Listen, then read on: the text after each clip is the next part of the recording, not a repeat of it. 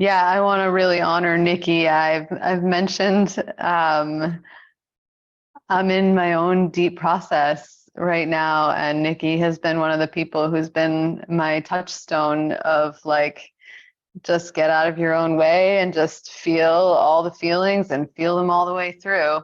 Um, and she's such a great teacher in that way. Um, So, Nikki, I'm just really welcoming you here. Yesterday, I also mentioned that I didn't plan it this way. It's a happy accident, and entertaining to me that each day of the summit, there's like one person, one presenter who has the same birthday as one of my immediate family members, and they're like karmic relationships. So, Nikki is that person today, and she has the same birthday as my blessed son, Birch. If you've ever seen them play together, it's just absurd. I have video. There was a sword situation. I have record.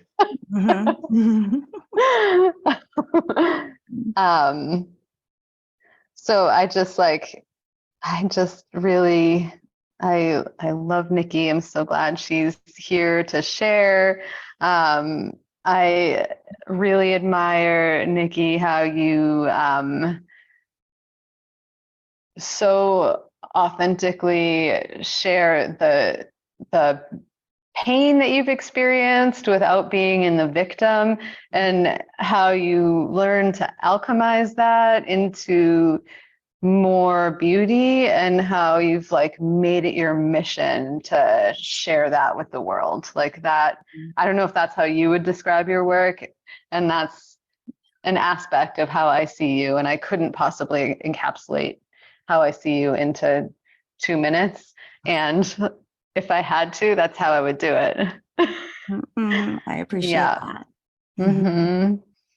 So Nikki's going to be sharing Awakening Through the Codes of the Rose, and I'm going to turn it over to you, and I'm just delighted to receive your wisdom today. Thank you so much. Thank you. It's like, it is such an honor to be here, to be a part of like this incredible team. Obviously the production team, Haya and Hara, but all of these presenters, like this whole culture, it is just like so uniquely rich, and it's not like overwhelming, overflowing, because sometimes these events can be like way too many speakers, way too much information. Like this is like on the mark, digestible, and abundantly overflowing. So like, good job, production. Thank you for having me. Thank you.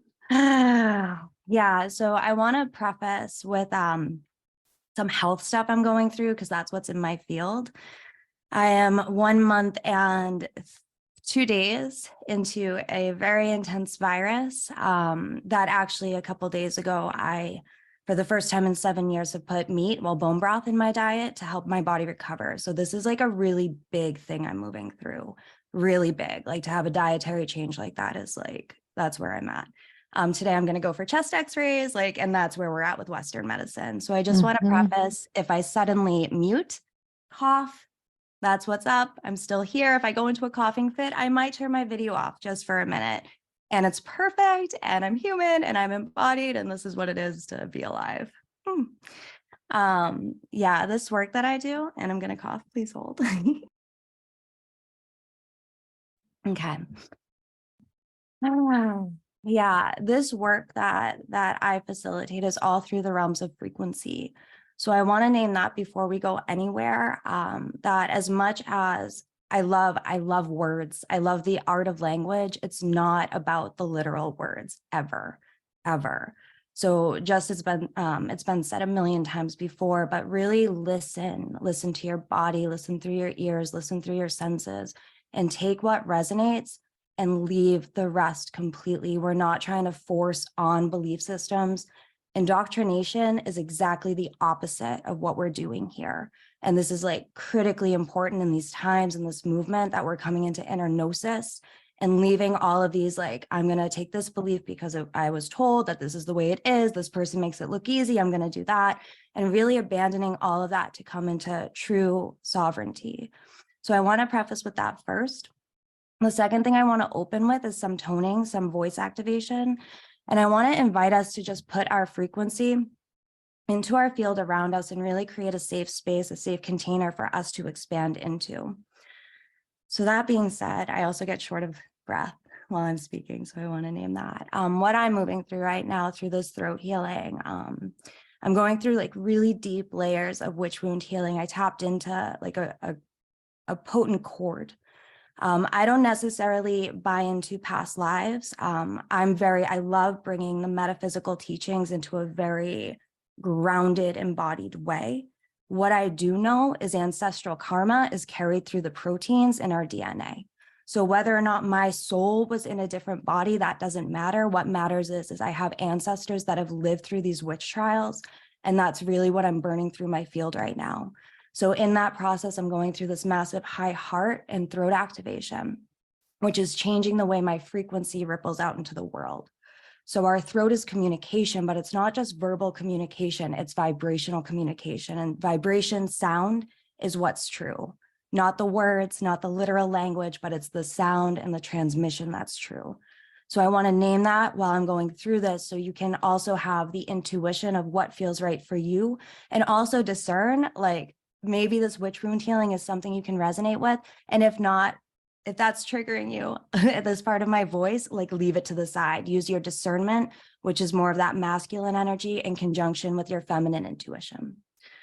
So yeah, I want to invite us all to come into a grounding, toning practice to just create this container of vibration, a strong vibration in our field. So I'm going to take a sip of water, honey, lemon, all the things for the throat. I'm going to invite you to do the same if you have water or beverage, to just wetten and soften this channel. The central channel that I work with is the throat to the heart, to the womb, to the cervix, to the yoni, to the pussy. And this is really that embodied channel where I believe that we're meant to be these divine conduits. Like, we're meant to be divinely embodied. We're meant to shut up and get out of the way, so God, Goddess, Source, Universe can move through our cells and really express itself fully. So the core of the practices that I do, because the feminine can only really be experienced through practice, not in the mental realms, is to clear and expand, to dilate the central channel so we can express more freely in our light while integrating our shadows, because it's duality. I'm going to sip that.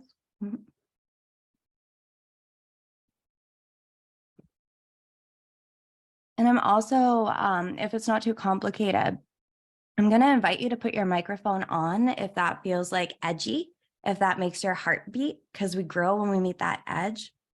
And I'm going to invite us, and I know Zoom, like, it sounds like shit, right? Like when we're toning together, but it's not about the sound. This is not about sounding beautiful. This is about sound, period. Non-judgment sound. What are the sounds that we can express through the body without making a story of this is good, bad, right, wrong, high, low, just being in the pure frequency.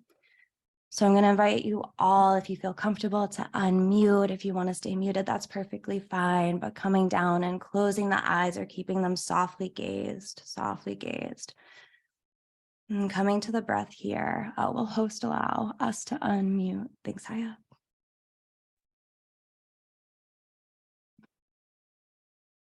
Oh.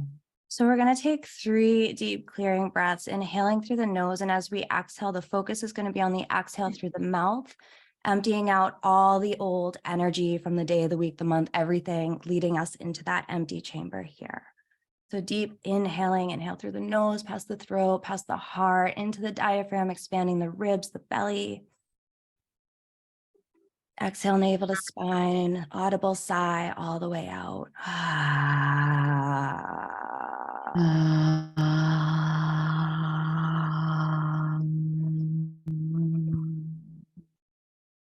And again.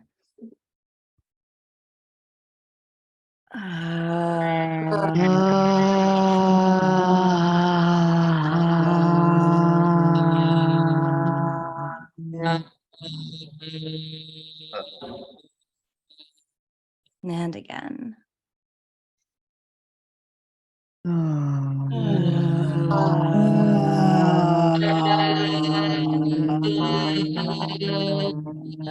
Yeah.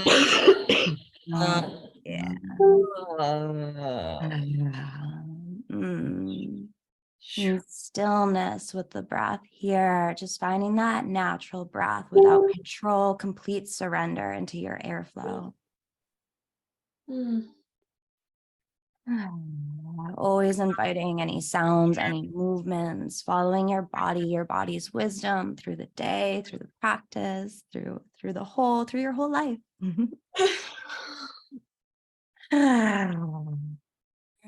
And I'm going to invite in here some rocking, some stirring at the pelvic bowl in the hips. So just beginning to awaken that cauldron, grounding in at the sits bones, grounding in at the perineum, at the root. Tuning into your labia, your rectum, plugging into this whole root chakra here and stirring that energy. So whether you use visual imagination or whether you feel the energy or just the rocking in your body, beginning to stir that. And using your breath to fuel that energy, breathing in to cultivate more of that current. And exhale, releasing any pressure. We're just allowing the body to awaken within itself. And I want to invite in here sound from your body.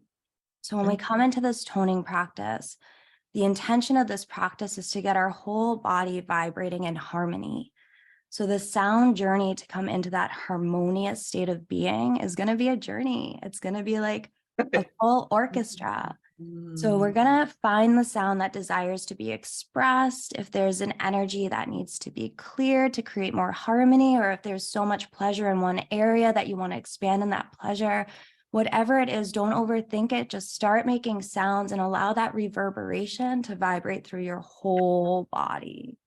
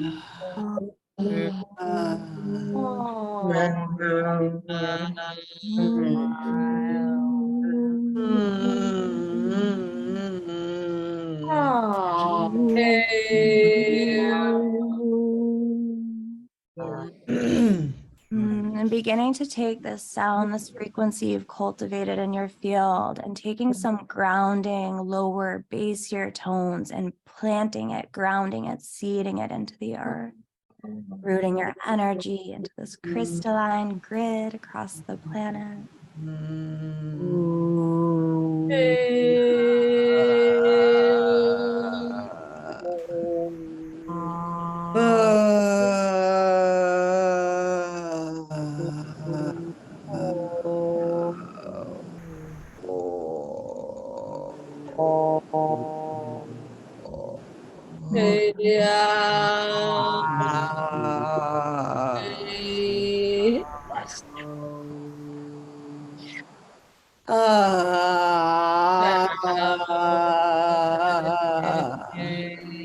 Any last sounds that want to be cleared? Oh.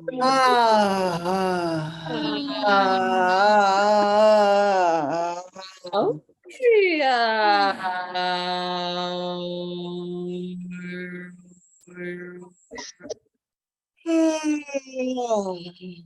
Yeah. Ah. Yeah. And keeping eyes closed or softly dimmed and taking a few moments of silence to drink in your frequency.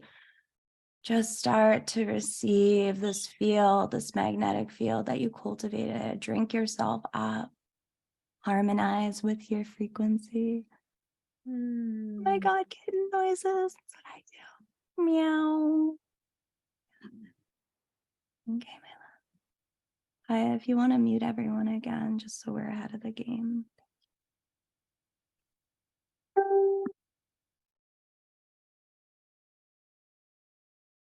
And just being in our own frequency and this multi-dimensional holographic time-space continuum warping connection that it is to be on Zoom together. Weaving each other's fields together, creating harmony together, each of us holding one instrument in the symphony and this orchestra, this multiverse, this universe, this songverse, fully arriving in this moment here and now. And while drinking and basking in your own glorious and magnificent energy, your own vibration, and I invite you here, keeping the eyes either shut or softly gazed, and we're just going to tune in the senses. So this awakening to the rose coast, this awakening through the path of the rose is to awaken through the senses, through our embodiment, through the Venusian path.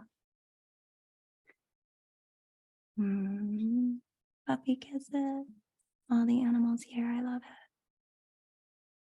it. Yeah, so as we come into this transmission that I'm going to artfully put words on top of the frequency that is here to be drank up, to be indulged in, I want to first anchor us into our senses, into our body. So just coming to your sense of hearing. And what do you notice with your ears? What do you hear? And as we connect to the sense of sound and hearing, we're connecting to the element of ether, the space between the atoms.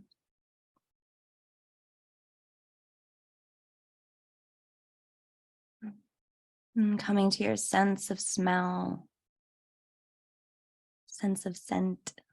What do you smell? What do you notice with your nose? Without judgment, just pure observation, neutrally receiving through the senses. As we connect to the sense of smell, we're connecting to the element of air.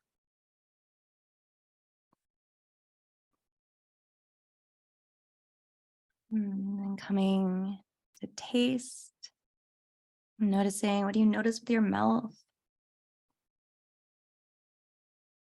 And connecting here to the element of water.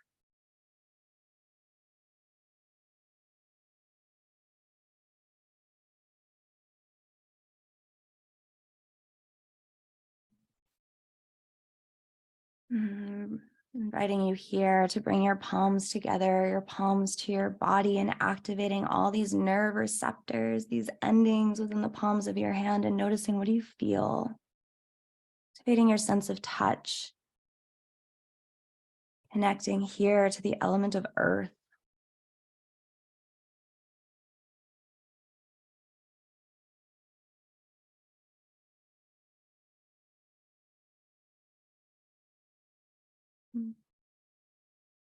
Softly, slowly, gently, on your body's time, allowing your body to guide, not the mind. Allowing your eyes to gently flitter a little bit more open and slowly, softly allowing the photons, these light particles, to come in and dilate the pupils, taking in all of that information through our sense of sight. What do you notice with your eyes? What do you see? Connecting to the element of fire.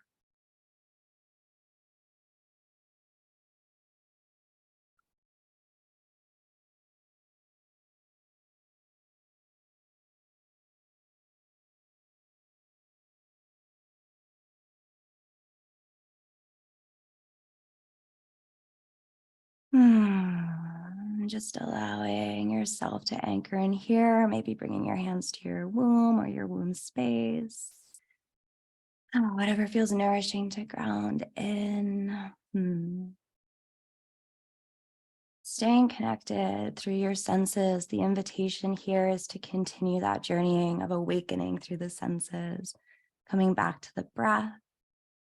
Right now, we are in a massive collective healing of premature penetration in all of the ways. Most dominantly, I really love to look at like all the ways that our senses are prematurely penetrated on the day-to-day. It's like we go outside, a car drives by and they beep their horn. That sound frequency comes into our field when we're not prepared. And that strikes our nervous system and allows us to build this protective armor around our body. So really our work in this life is to be healing that premature penetration armor that we've been building and collecting. And we do that by softening. And softening is an art. Softening is the process of allowing receptivity. And to me, this is really that work of the feminine. And I want to preface that I've been on a long journey with language and finding language that's true for me. And I used to speak very neutrally and, like using phrases or words like menstruators and very like non-polarizing terms. But for the work that I specifically deliver in the polarity, working with the concepts of masculine and feminine in a way that's non-gendered, keeping this language alive is actually very, very important to me. So I want to name that this is a conscious choice. This has been a long initiatory journey for me to really claim these words, and also understanding that they can trigger things in some people. And the invitation is always going to be to lean into triggers, lean into what's uncomfortable, but not what's unsafe. So this is that discerning line where we really want to be mindful of our own embodiment as to where that edge of growth actually is. And the edge of growth is always going to be on that line of stretching out of our comfort zone, but while keeping our nervous system regulated so we still are cultivated in safety. When we start to go over that threshold and our nervous system gets activated and we're not in a place where we can hold that stretch, we can actually do a lot of harm. So we really want to be mindful in the body. Is this uncomfortable? Do I feel safe? And keeping those conversations going throughout the day. And this is really that path of expansion and evolution, because we're not meant to be stagnant beings. We are the universe incarnate, here to experience itself and expand in itself. We are all men, women, whatever gender you identify with, we're all expressions of the goddess. To be in a physical body, I believe fully, is to be in the feminine energy. So I want to talk a little bit about how I define masculine and feminine, also noting again, this is language put on top of a frequency because our human minds want literal language, but we're working with concepts that are very unseen and metaphysical. They're very beyond the human experience, yet we're here as mammals having this very human experience, trying to understand the mysteries of the universe. And that's my passion, is to really take these universal laws and these mysteries, these feminine mysteries, and bring them in a way that's demystifying and decoding and tangible, so we can embody them and walk with them in a way that's empowering, not disempowering. So when I talk about masculine and feminine, these are very holographic concepts. So there's no like, this is the definition of masculine and this is the definition of feminine. It's here's the arrowhead pointing in the direction of like this masculine frequency. And here's the arrowhead pointing in the direction of this feminine frequency, but they can't be defined. Like these concepts they're not defined. These are the concepts that are like the primordial creation aspects of the universe. So one of the reasons that I deeply desire to be working with, keeping this energy alive between masculine and feminine is because we look at it when it comes to our own creation, right? So it's like the Vesica Pisces when we're looking at sacred geometry, and just this whole idea of what it is to be creation, because we are creation. And especially as womb carriers, like we hold the mysteries of creation within our very body. So being on this path of the rose, we're here to awaken these codes through our body. It's not indoctrination. It's how do we awaken the gnosis? How do we remember? How do we reconnect what we've always known? Nothing I'm going to say today is new information. This is all information that's stored in our cells. And we're on this mysterious path to awaken this into our life. And part of that journey is the forgetting and the remembering, the sleeping and the awake, which we see metaphorically represented in our day-to-day life. We go to sleep and we wake up. We go to sleep and we wake up. Everything here in this physical reality is a symbol, is a metaphor to the greater picture, what's beyond the veil. So when we start to look at the world as the symbolic representation of capital T truth, we get to surrender deeper into these mysteries in a very embodied and empowered way. So that being said, when I use words like masculine and feminine, when I'm talking about the masculine, it's really that Shiva I am consciousness. It's the part of us that is ever present, never changing. It's the total I am, that frequency, that sound, just the pure sound frequency beyond all creation. When I'm talking about the feminine, it's that pure, energetic, ever-changing expression of energy. So we need both. We need the container of what that masculine is in order for that feminine energy to alchemize and to create something.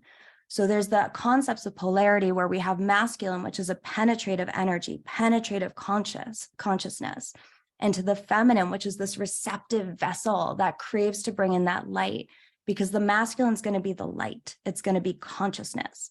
And the feminine is going to be the dark. It's going to be the void. It's going to be receptive.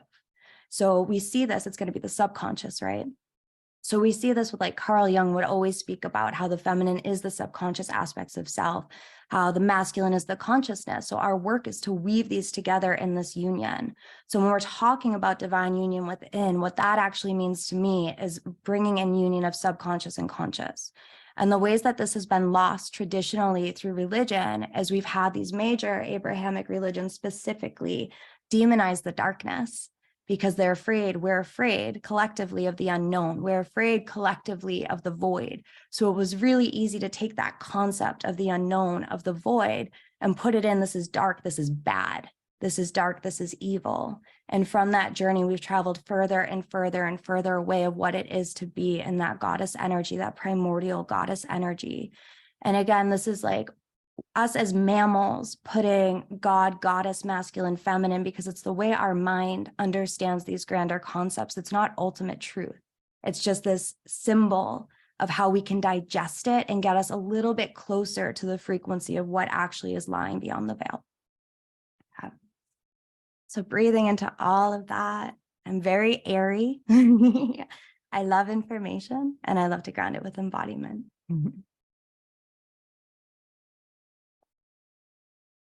So I want to make sure I can share the screen. Starting share screen will stop others' computers. Yeah, we want to stop, sorry. Okay, so I want to talk a little bit about the path of the rose and where it comes from. And I'm going to show you this. Can y'all see that? Okay, so Venus, the Earth, and the Sun make this grand orbit. So this is Venus within an 8-year cycle. So Venus makes the pattern of a rose, of a flower. And this is just like the most magnificent thing to understand, that like this cosmic solar feminine energy, because these spheres are just like these archetypes, creates this beautiful, quite feminine flower within the sky, within its orbit, while dancing with the sun and the earth. So this 5-petaled rose, I'm going to show you, I can actually talk while I do this. So this is what the orbit actually looks like. We have the sun, we have Venus, we have the earth. So this is an 8-year orbit with 5 petals. So each petal is about 19 months. And the journey of Venus is very similar. You know, I think a lot of us are very familiar with the lunar feminine and working with the energies of the moon and the moon cycle on a 29.5-day cycle. But for me, in my evolution of understanding feminine cycles, it was coming into this bigger cycle of understanding and beginning to learn. And I am such a novice. Venusian astrology is very complex. But understanding that the Venus 8-year cycle that completes or creates this 5-petaled rose, within every petal has the same 4 stages that the moon has. So we have Venus as she goes through her ascension. Let me see if I can catch it here. So right here would be the ascension, and she's going up. And then when she gets to the top, she's at a reset. When she journeys down and is going through this loop, she's in the underworld. And the down is the descent.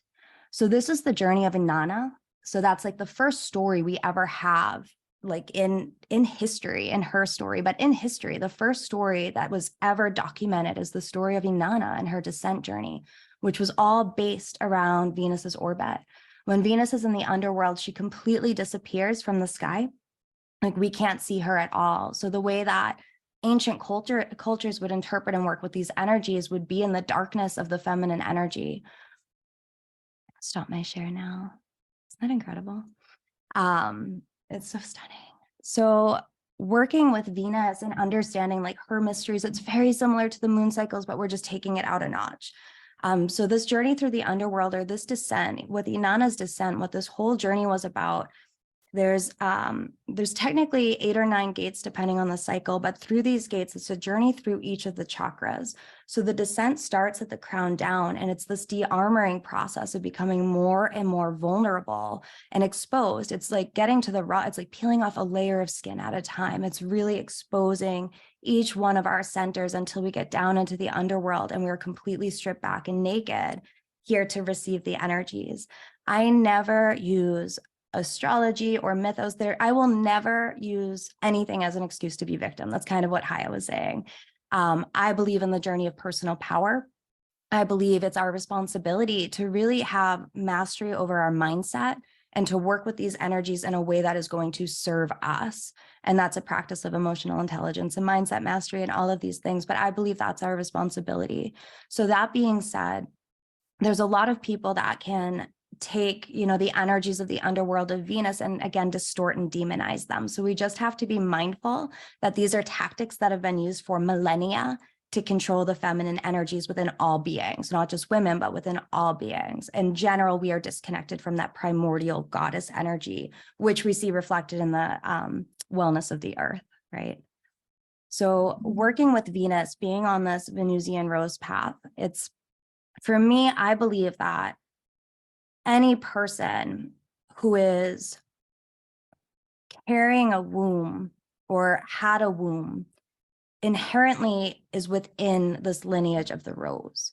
Like to me, the lineage of the rose is the primordial spiritual connection of all women weaving together through these mysteries.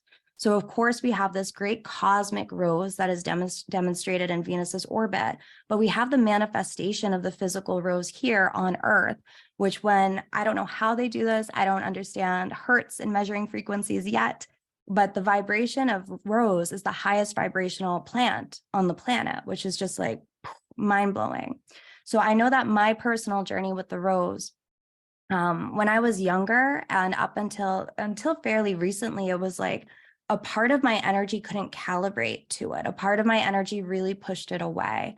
And what I found on my journey as I've embodied and really lived these teachings more is all of that rejection to the rose was this very deep subconscious rejection to the Venus aspects of sensuality and beauty and love. Like I really was armored against love for a long time, like not allowing myself to receive love because if I received love, I'd receive pain. So all of these ways that as I started to deepen in my embodiment through the principles of Venus, which is also duality and war, right? Like Venus is all of it. Like she is all of it. She is that solar activating and triggering as fuck energy. Like Venus is that. So as soon as I started to really work with this energy, my connection and relationship with the rose got wider and deeper. And it's all about where the masculine is I am. And the masculine is awareness of consciousness. The feminine to me is in the relationship. How do we relate? How do we relate to life? How do we relate to these teachings? It's all about the discovery and the mystery through the path of the relationship.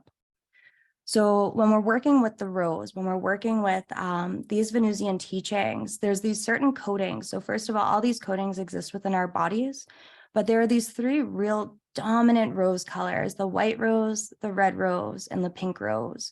And these teachings all correlate to the 3, I say the throat is one of the main energy centers, but like the 3 potent embodied energy centers of the heart, which is the white rose, the womb, which is the red rose, and the combination of the white and red is the pink, is the yoni, is the vulva, the pink rose. So these aspects, when we're working with healing through these rose codes, it's not just healing through our body, it's healing through our body through the connection of Venus, the divinity, the above, the rose here on the earth, the below, within what's coded, and how it reflects out into our relationships. So it's this very multidimensional way of working with these energies. So when I think of working with the rose, if it was like a visual thing, it's not the stillness of a rose. It's the rose as it's budding, as it's coming up from the earth, as it's developing its thorns, as it begins to blossom. It's the ever motion of the evolution of what this rose journey is. So as much as there is the sensuality of connecting to the rose, I mean, it's the most sensual flower. The fragrance is unbelievable. The velvet petals, like all of these aspects, but also the sharpness of the thorns is the medicine. The thorns are the medicine. And this is why these principles of, like Haya was saying, it really is my passion to work with duality and alchemizing shadow and light to be in this neutral space to hold it all. I don't believe that we're meant to eradicate shadow. I don't believe there's any part of us that's broken that needs to be fixed ever. We are always whole and healed. So how do we know that? How do we embody that we are whole and healed while also being aware that we're also very shadowy? So it's expanding our own field to hold the duality, to hold our light and our darkness without needing to change a thing, When we start getting into that path of I'm broken, I need to be fixed, this is what's wrong, because we do that, we're fixers. That's moving more into that hyper masculine space as opposed to being in the feminine, receptive and allowing. When we stop trying to control our healing, like this is like, especially with physical stuff, it's like we're not meant to control the way our body heals, right? It's really about how can we surrender and receive the information that's coming in of divine guidance of how our body wants to heal itself.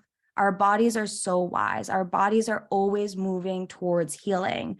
It's our mind that gets in the way of that and starts to try to diagnose and move things. But if we begin to bring our mind out of it and allow our bodies to lead, which is the feminine being in the body, the subconscious lives through the body is going to take us on that path of awakening and healing. Nothing needs to be fixed, yet we're ever expanding and healing. Paradox. So when we're working with healing, which is not the same as fixing, through these three main codes, the first one that we really want to look at is the heart. And it was actually the third one that really awakened in my body. So for me, my journey came from the womb, having this big womb awakening, then moving into my sexual healing through the yoni. And then the past 3 years have been so focused on thawing my heart. And I think this is something that we all share is I don't even think we realize how much armor we're carrying around our heart because it's just so normalized. So the codes of the white rose are all going to be about, and again, this is just words that are on top of a frequency. So take my words and allow them to point you in a direction and ride the frequency out and find your own expression of these. We each have an expression of these codes that is unique to us. And it's really our work to embody and uncover the unique voice, not to perpetuate the indoctrination culture that we've been living in. So the words that I work with around the white rose, the codes of the heart, are all about purity and divine love. And purity used to have a big charge for me, that word, because I had like these inherent beliefs that I wasn't pure because of all that I went through in my life. So really coming back to understanding like what is innocence and reminding or remembering a part of myself that existed before all these traumas came in that has been ever existing and ever present in the background, and really just allowing that to call forward, allowing this reclamation of purity and innocence to be felt through the heart. And this is so important when we start to do this work, and we can start to work very physically with de-armoring the heart through breast massage. I'm sure many people here have a breast massage practice. Breast massage is one of the practices that I've held the longest and been the most disciplined about. And I think this is really important too, is I'm big on practices. I have a very strong, disciplined, masculine energy, but if we don't have that feminine devotion, the heart behind the discipline, we're actually harming ourselves and creating more pressure and armor and force. And this is not about creating pressure, armor, force. This is about softening and receiving and doing things from a place of desire, truly. So the devotion is that desire piece, and the discipline is just like getting our shit into gear into shit, whatever it is, getting our shit together and doing the thing. Yeah, so breast massage is this really beautiful way where when we start to work with the body too, I use a very westernized, like resembling Ayurvedic or yogic kosha system. So I use this just to understand these 5 layers of self. So we have our spiritual body, that's going to be the highest frequency, highest vibration. Then the mental body, which is going to be the next highest, the emotional body, the energetic body, and the physical body, which is going to be the densest. So our 3-dimensional minds want to see it as this like one-layered linear thing, but in reality, it's like as high as the spiritual body is, it's the deepest within us as well. So it is this multi-dimensional, ever-moving presence. So we don't want to get caught on things being stagnant when we're trying to define. Again, these are tools, these are systems that work until they don't. So just noticing the places that they resonate and letting go when they don't. I believe firmly that when we come to the soma, when we come to our physical body to do this healing, because we are touching the densest aspect of our holistic being, it is the easiest way to penetrate through all fields. And this is where true deep healing can emerge with the most ease and effortless grace. So doing these practices like breast massage to be de-armoring the heart, like really just coming to the breast and touching ourselves in a way that brings pleasure, not in a way that resembles like a breast exam, right? Because I know we have so much medical trauma, like so much collective medical trauma that also echoes that wound of the premature penetration that we're all working through healing right now. So with that, it's like, how do we allow our body to invite in the touch? How do we hear what touch our body is actually desiring, and not leading with the hand that's massaging, but leading from the invitation place of the feminine? When we're working with these ideas of masculine and feminine, what I really like to emphasize, what I really like to teach is the masculine is the aspect of ourselves that does the thing, and the feminine is the part of ourselves that is being. The feminine is the energy. So before we ever go to do a thing, the most important thing we can do is be in the frequency that we're desiring to create as we do the thing. Because the vibration that we're embodying at any time, when we bring that out into the world, those are the ripples that are being created. And that's what's going to come back to us. So when we're doing things from a place of hustle, or because we should be doing these things, or we're nervous, we're going to be bringing more of that energy back in our field, and that becomes the dance. So really, to be in this art of learning through the rose and through the feminine is to come back to that slowness, that stillness, come back to the core of our frequency and move from there, not coming from the head and strategizing, but actually coming from the body and the intuitive guidance. So we can really practice this when we come into practices like breast massage, of what is the intuitive way that my body desires to be touched, and how can I make this even more pleasurable? So the white rose is all that heart energy, and it's awakening. It's really the first step into awakening erotic innocence. Coming down to the womb, we have so many presenters talking about the womb, so I'm not going to need to go much into that. And you all have your own codings, of course, but this is the center of creation and dissolution. Like, this is where souls are literally ushered into this reality. This is the portal on earth where the unseen becomes seen, where the unmanifested becomes manifested. And there's so many great mysteries, the Holy Grail mysteries that talk about, the divine hunt for the sacred chalice, the Holy Grail. But it's the womb. Like, there's nowhere to look. It's not anywhere further than outside of us. And there's like the joke that God, creator, source, universe, whatever, was like, let's hide it in the most obvious space, because it's going to take them a long time to find it. And it's going to be the most pleasurable adventure there is.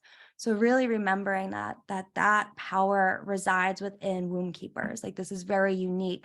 No matter how you identify gender wise, if you had a womb at one point, if you have a womb now, that primordial coding for creation is very uniquely built within your DNA, very uniquely. Like, we know how to create life. It's within us. So coming into these womb teachings, the teachings of the Red Rose, the most important thing we do when we start this womb work journey is we release the trauma that's been kept around our wombs, because this is something that's been lost. Our wombs ended up being this place that, and especially our cervix, but I'm not going to get into that too much here, but our wombs became this collective, like trauma record keeper, as opposed to being this cauldron for alchemy. So the very first part of the journey, I believe that every womb keeper should go on. And even if you no longer have a womb, the energetic imprint is still within the body, is releasing the coding that the womb is meant to store trauma and restoring its ability to be a portal for transmutation. What I found in my journey with this is being embodied, especially when we start to do more of this work of coming into the womb, there's a heaviness because we're grounding, but it doesn't need to trap us. I've seen a lot of women, and this is where I think victim mentality gets stuck, is because when we come into the womb, this is like our power center. So if we're not stirring that energy and rising it back up and down, it can actually become a weight, bringing us down and down and down. So the circulation of this energy is what's key. We want to be able to ride the energy up the Shushina, the Ida and the Pingala, the nadis up the back, and really allow this to be a full circulation and not stagnation. The feminine is not meant to be stagnant. So coming from this place of understanding that the red rose is all about creation, we come down to the yoni, to the pink rose, which is all about pleasure. Up and down. The up and down. Haya and I had a dance party. It's all about the up and down. I appreciate this. Perfect segue into pleasure. So the pink rose is all about the yoni. It's all about, life is really, it's meant to turn us on. And there's so many blocks. There's so much resistance we have against this. Like, I'm about to work with another mentor because I noticed, like, even though I've been doing this work for like 7 years, I feel like I slipped off my pleasure path. Like, I wasn't prioritizing pleasure and it just like got away from me somehow. And that's what we do, right? Expand. And I don't remember Haya's new word for this, but contract, in and out. Type it in. It's the journey though, like the feminine opens and closes. Like, this is the work. So right now I'm in this brand new budding of re-examining, re-exploring, reigniting pleasure, condensing. But this is what the yoni is all about. Like, we really want our yoni to be soft and open. So if the feminine's receptive, what we're doing, being these receptive divine conduits, is we are receiving the information of the universe from the present moment through our senses. We are receiving the information of the universe. Now, I teach a lot about universal law. I don't have a lot of time to get into that. And there's a lot of misconceptions, especially around law of attraction, that make me a little crazy. But what I'll say is that our vibrational state, wherever our thoughts, wherever our core beliefs lie and what we're embodied in as our truth, we are going to get confirmation of that outside of us. So it really is a journey of coming into the pure beliefs that really serve us. That's big work, de-armoring our belief system and finding the beliefs that fully elevate us and serve us so we can be a vibrational match for the evidence that supports the things that we desire. That being said, as we receive all of this information, if we are calibrated to the belief and understanding and gnosis, because some beliefs are more collective than others, then we come to this awareness, this remembering that we're here as expressions of the goddess to be turned on. Like, our yonis are meant to be wet, lubricated, soft, like consistently. We're not meant to just have flickers of moments of this. Like, this is really how we stay open, and we close and we open again and we close. But every time, it's like up and down on the way up, up and down on the way up. Every time we open, we're still on the path of more and more and more, even if it doesn't look that way. So allowing our turn on to be our North Star, allowing us to move in a direction where everything in life gets to turn us on more and more and more and more. What is way overlooked around this concept of pleasure is the fact that it's actually nervous system work. We all have a pleasure cap. We all have a threshold of pleasure where when we start to bump up against it, it's the same thing as hitting against a low vibrational of fear. vibrational frequency of fear. So we have like this middle baseline where our nervous system is regulated and our work is to expand. So we want to be bumping and expanding.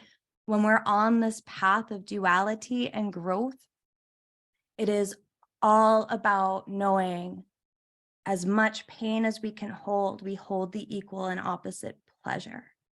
Everything is about polarity and duality. It's not about transcending negative feelings. It's not about transcending emotions, or it's definitely not about disassociating. It is all about holding more challenges to have more exalted states of being. Like, this is the journey. But a lot of times I feel, especially as people that are on like the womb path, we can be so addicted to the shadow work. We can be so addicted to the underworld.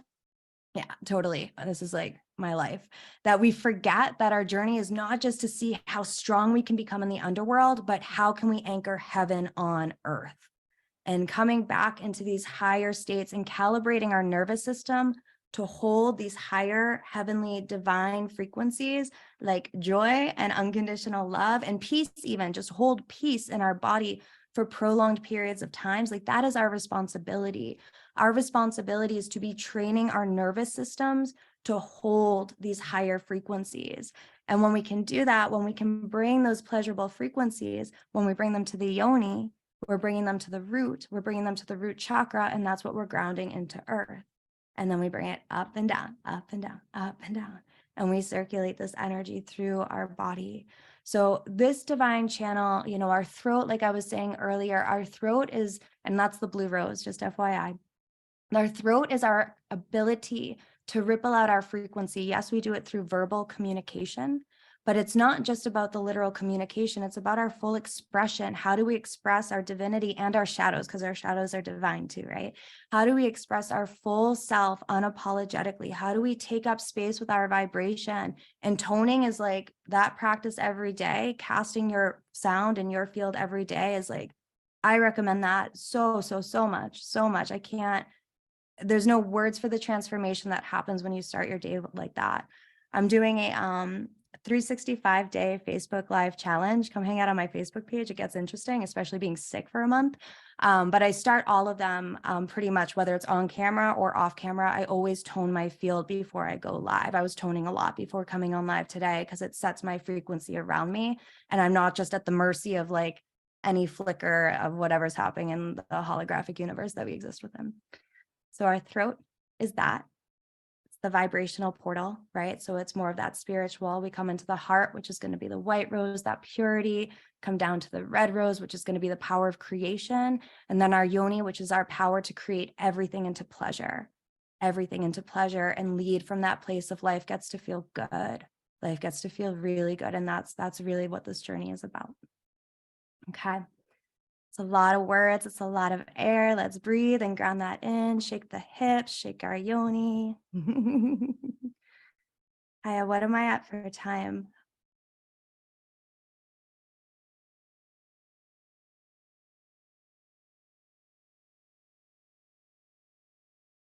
Oh, you direct message me that about the up and down.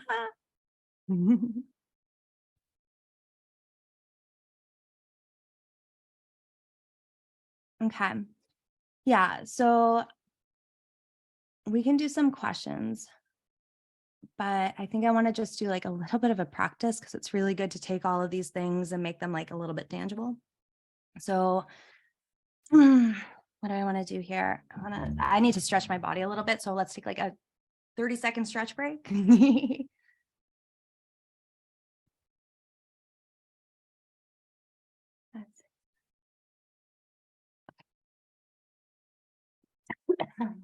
Wasn't needed. Apologize.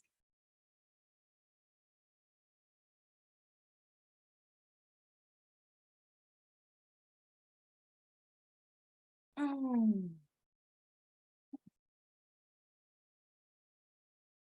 actually think I went that whole way without coughing.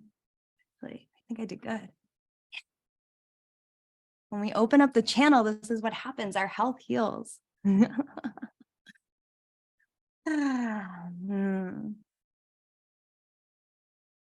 right. Yeah, so let's play with this. Let's run some energy through our body. So this is what, I'm passionate about embodiment, obviously. I love using systems as ways to understand our divinity and our responsibility as being divine creatures. And how can we work with things like the energy centers and our physical bodies? Because every physical organ has like a metaphysical and holographic, lots of holographic things that it's doing, right? So tuning into the physical body, tuning into these practices to have the experiences that help us awaken into our own divine embodiment. I think that's the point, because it's like life gets more exciting when we're a magnet for miracles and magic all the time. Like, why else would we live if it wasn't for magic? Why? Okay. I want to invite everyone to a seated spine upright, because we want to be commanding the energy a little bit. So there's a difference between forcing and commanding, because with commanding, it's more of like an energetic invitation, where forcing is like using pressure. To command is really getting our mind in that place of like visualizing. In this case specifically, it's like we're setting the intention and we're allowing things to flow. So again, with like the ways that I work with these energies, I always see the masculine as like the arrowhead and the intention. So when we have that masculine piece, it's like, this is where we're going. This is the direction. We sling the arrow back. And then the feminine is like the arrow, the wind, all of the things on the way for the arrow getting into that destination. And we trust, so long as we've energetically projected the desire of where we want to be, the feminine is going to take us there, or something greater along the way. So we need the balance of both, having that masculine direction while also not being attached to the outcome, and being completely surrendered and trusting in the feminine. Balance and integration of all these polarities. So that being said, the intention of this practice is to really connect these energy centers, to create this channel and to start to reinforce this pathway. And this is something that you can continue to do on your own, is just continue to widen. It's like we're dilating this channel of our divine embodiment. So more light can come through and more light can radiate. And we become more radiant. All right.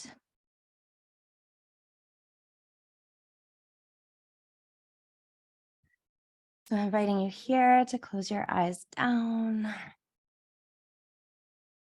Either eyes closed or softly gaze down, but our intention is to turn down the information coming in from the outer world. So we close our eyes so we can turn up the volume of the inner world. So instead of seeing this outer setting that we're in, we're bringing our gaze to come inwards and start to imagine all of the energy in our body, however imagining looks to you. I'm typically not a visual person. To me, imagining is like I imagine the feeling. I'm very clairsentient. So depending on how you relate to these energies, how you relate to visualizing or connecting, that's all up to you. There's no right way, there's no wrong way. Listen to your body. And of course, with this practice, the same thing, listen to your body. I'm just a guide. Like, your body is much wiser than I will ever be. So trust that. Take what works for you, throw out the rest. I'm going to invite in here. We're going to do the same thing with three deep clearing breaths, inhaling through the nose and exhaling all the air out 3 times through the mouth. Ah.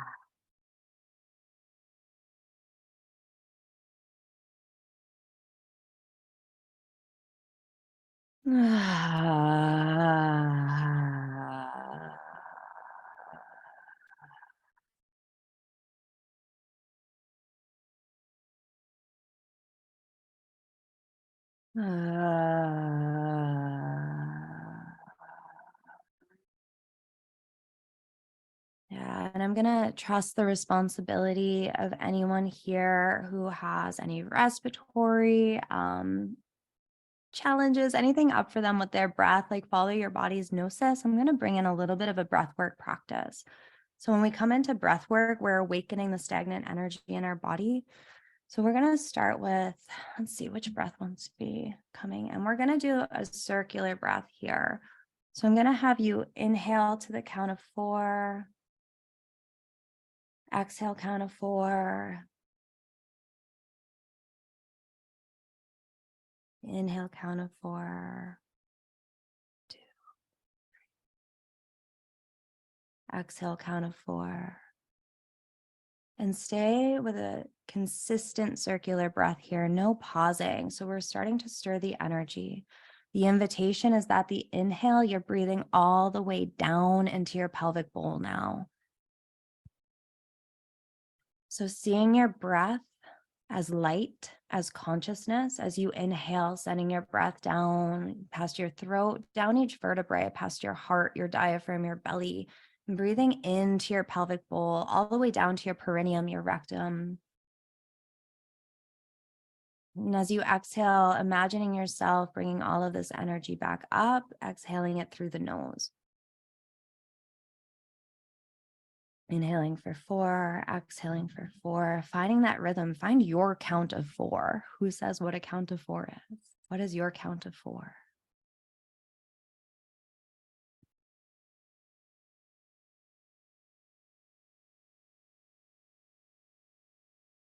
And the intention with this breath is we're building that energy at the root of the body.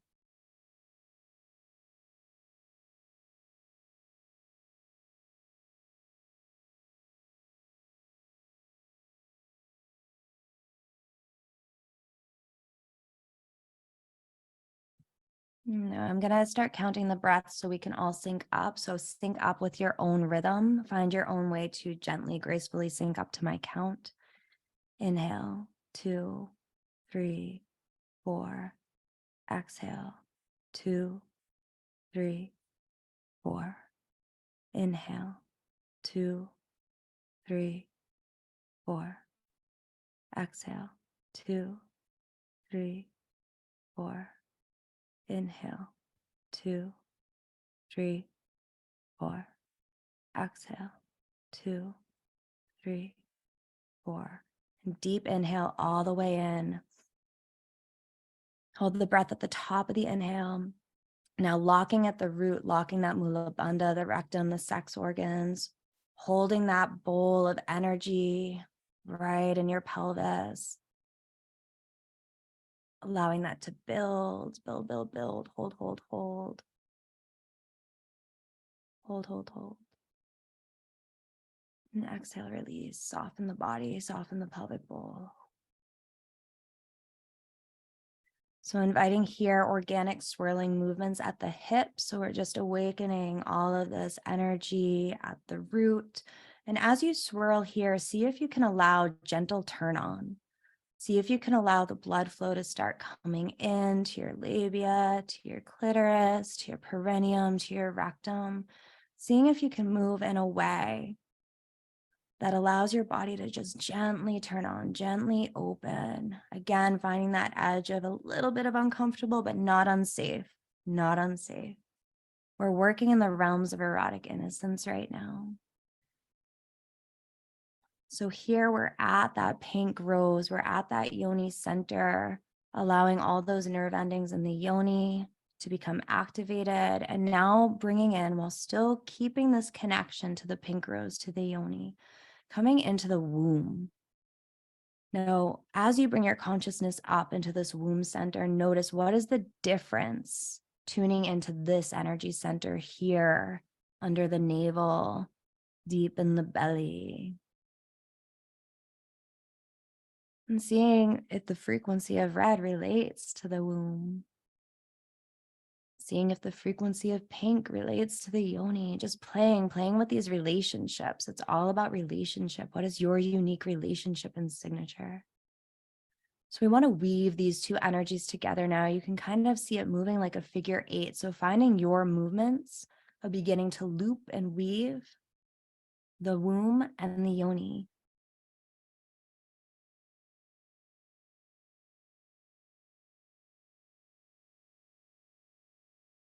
We're building like an energetic current, and it can help to use our imagination, whatever imagination means to you. If it's visualizing this figure 8, if it's feeling this figure 8, however you imagine it. We're going to keep breathing deep here. So keeping the inhale through the nose, maybe going slow, finding the breath that serves you to cultivate the energy. Notice when your body wants to pull out and dissociate. Notice when your mind wants to create stories and just come back to the breath, back to the root, back to the womb, back to the yoni. Breath is consciousness, breath is light, breath is energy. So the deeper we breathe into the centers, the more we're bringing energy there. Also, be mindful that any sensations that come up are perfect. Fear, guilt, shame, we want to be able to feel these without making them bad. And also, numbness is a perfect sensation. It's a perfect experience. So, inviting in all sensations, all experiences, from numbness, fear, guilt, shame, to bliss, to joy, to neutral, to like, yeah, this is kind of cool. This is peaceful. Maybe I feel something. Whatever it is, all is welcome, all is perfect. So, being with what your body is expressing in this moment, and the practices, feeling the wholeness that exists in the moment, feeling the duality that exists in the moment.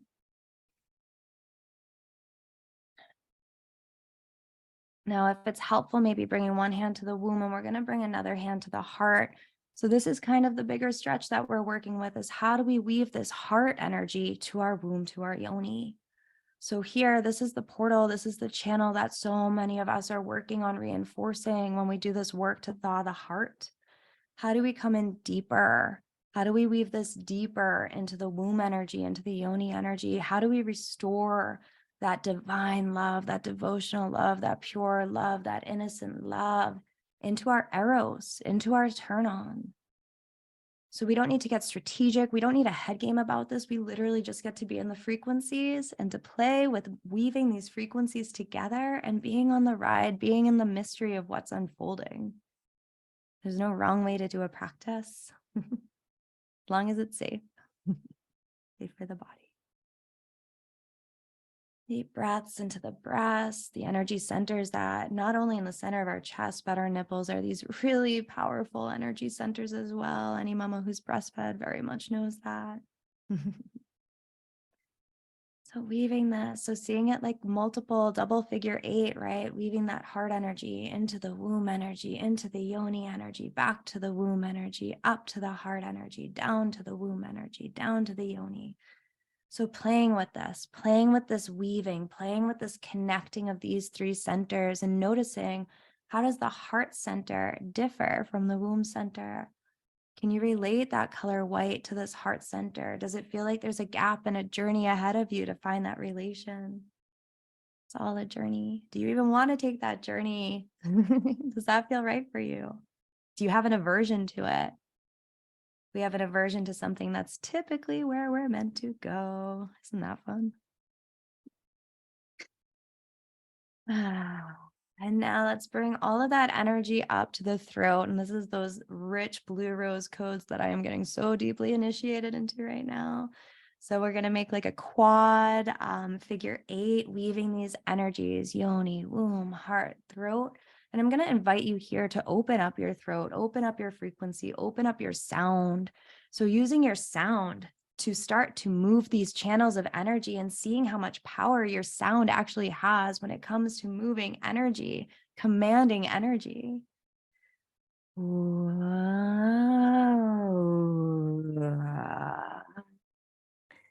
What is the sound that awakens even more of your pleasure? Are there sounds that need to be made before you can access your pleasure, allowing sound and frequency to be the guide? And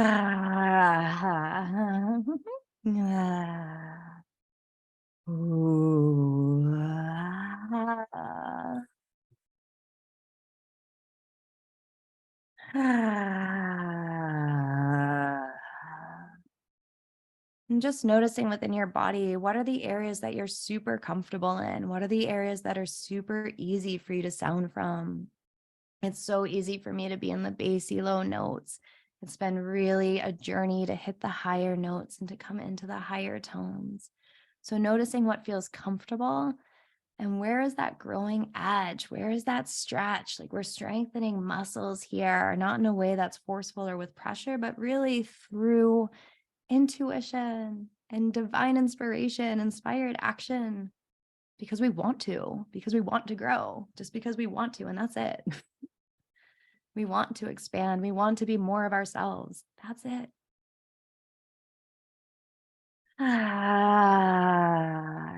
Maybe 2 good breaths, 2 good sounds here. Coming to stillness. If you're rocking your body at all, finding that stillness and allowing that energy to just be a strong beacon of light and sound from that space. And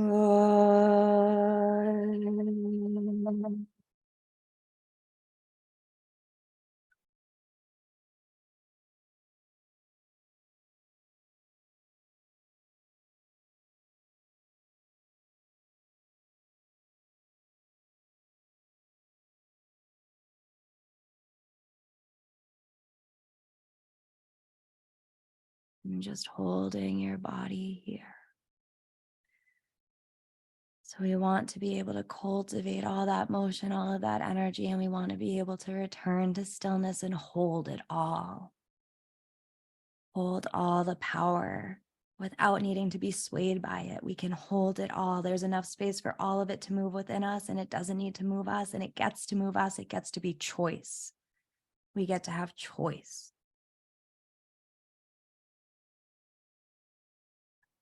Do I want to make art with this? Do I want to just hold it? Do I want to observe it? Do I want to enjoy it? Do I want to bask in it? Can I just be with it? Whole and healed fully in this moment. Allowing yourself to just resonate in these divine loving frequencies, all of these beautiful Venusian rose codes, setting the intention, if you desire, that they may continue to blossom and unfold and awaken within your vessel, awaken within your body, velvety petals, sharp thorns, and all. And so it is.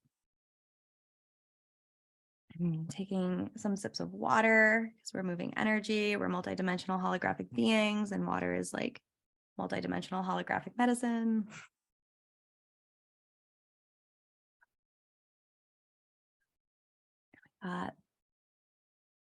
Yeah. Allowing yourself to emerge into the space in your own time.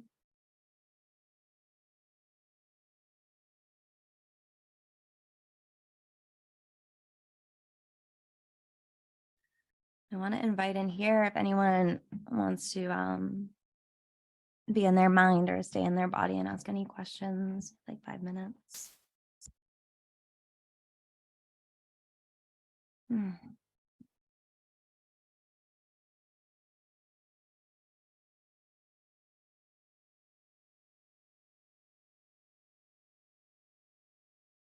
Silence is so nice too.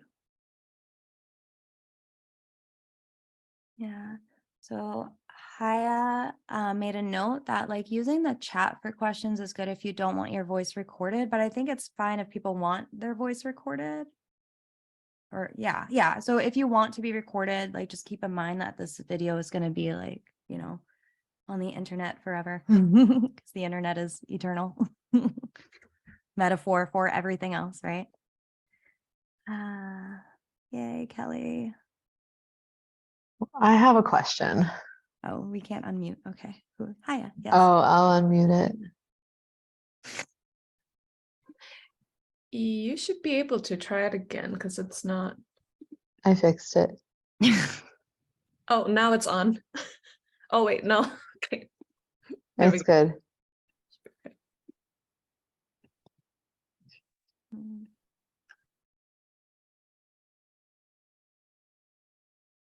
I have a question. Bahaya, were you going to say something? I had a question too, and go for it. You go first. Okay.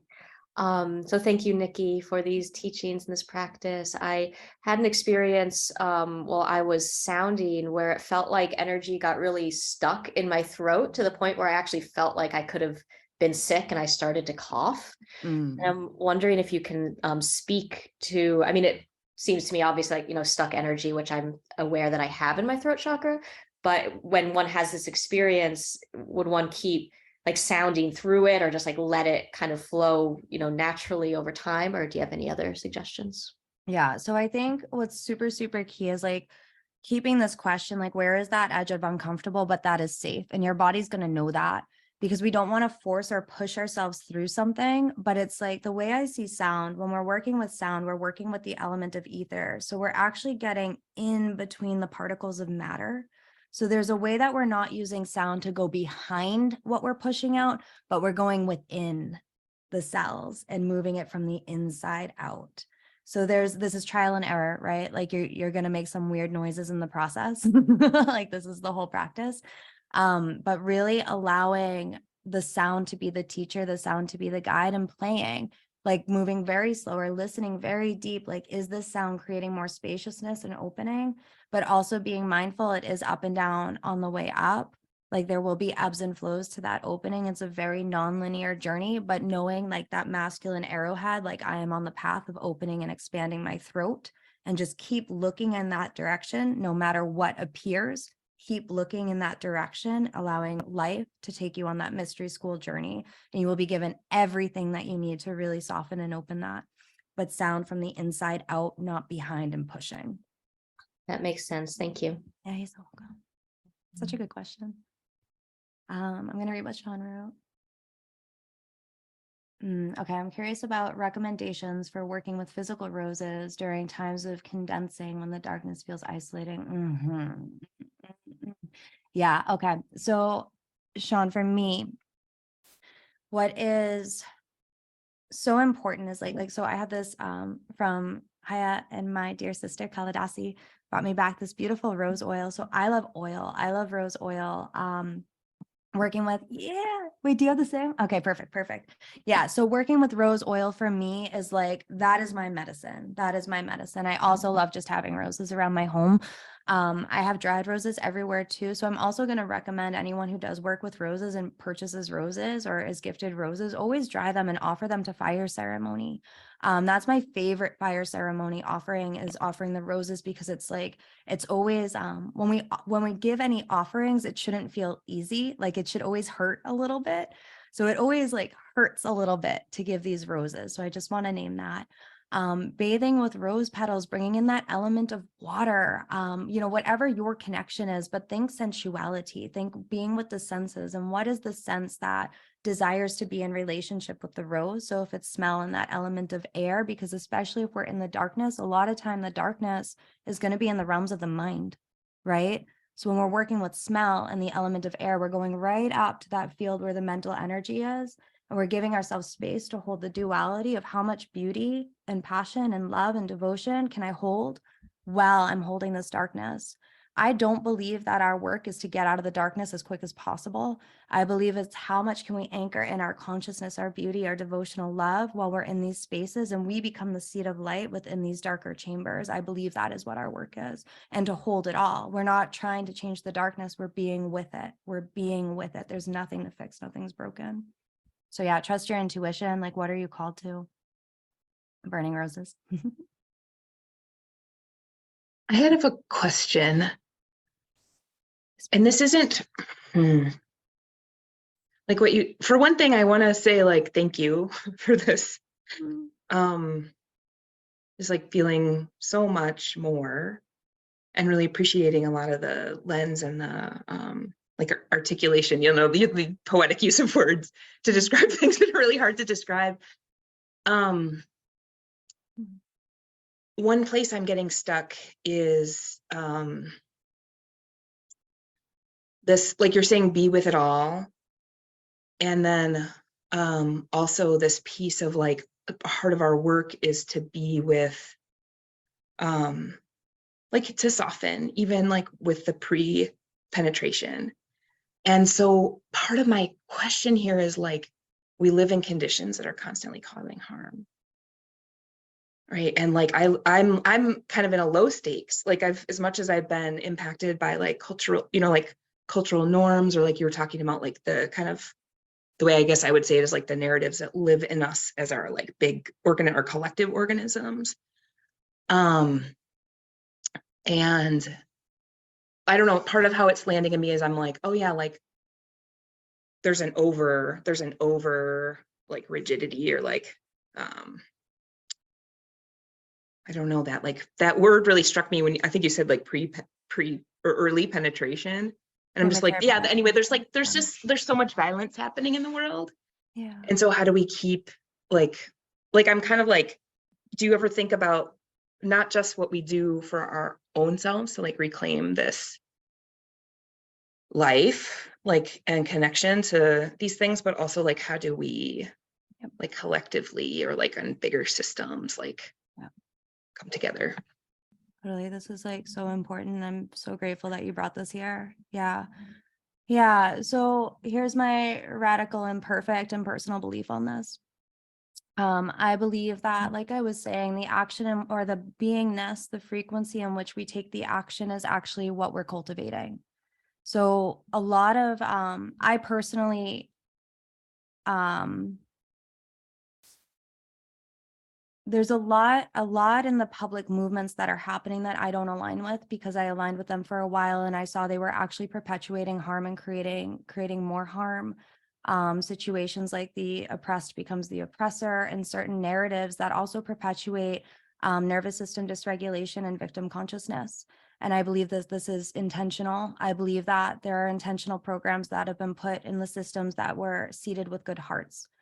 I believe the only way through this work is that we prioritize ourselves first. Our healing has to come first, because if we are not focusing on our wellness, and it's always a journey, there's no, I arrived, like that moment never comes, that never comes. Like it's a continual journey of being with what is, and how we relate to the shadow and light within ourselves is how we relate to the shadow and light that's in the world.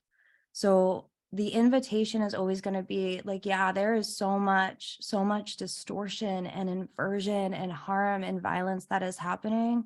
There is way more beauty being created, but it's not being perpetuated through the mainstream.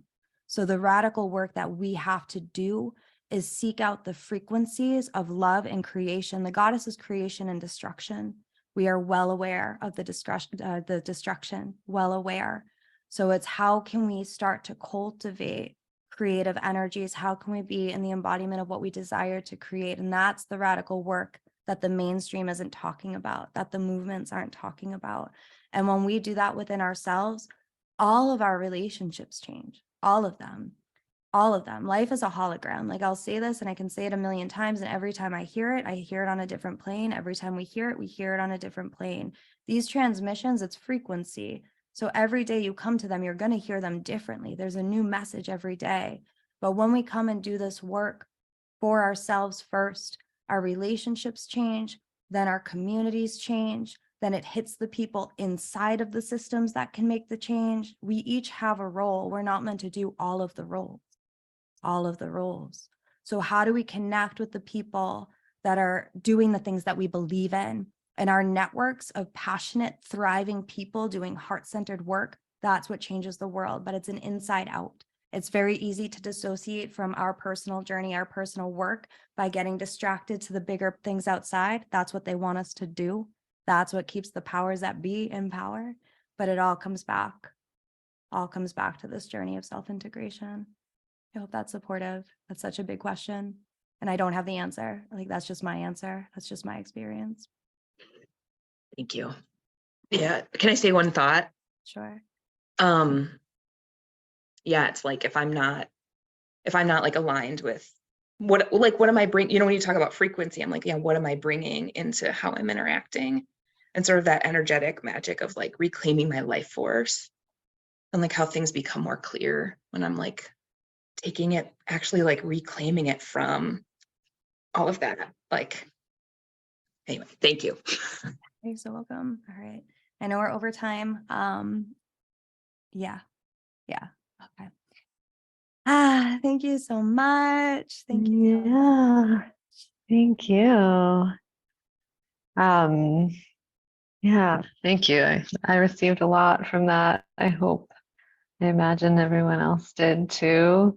I just want to name that when we start to talk about pleasure, it can bring up a lot of feelings for a lot of people, because there's a lot of different ways that we relate to pleasure and different wounds that we have around pleasure.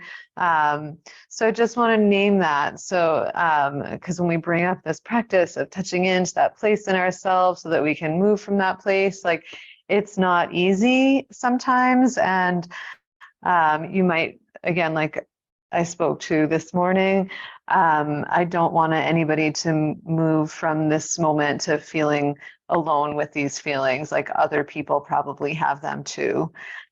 So just to hold that in the space, like the beautiful wisdom and teachings, and like it's work to get there, right? And it can be fun.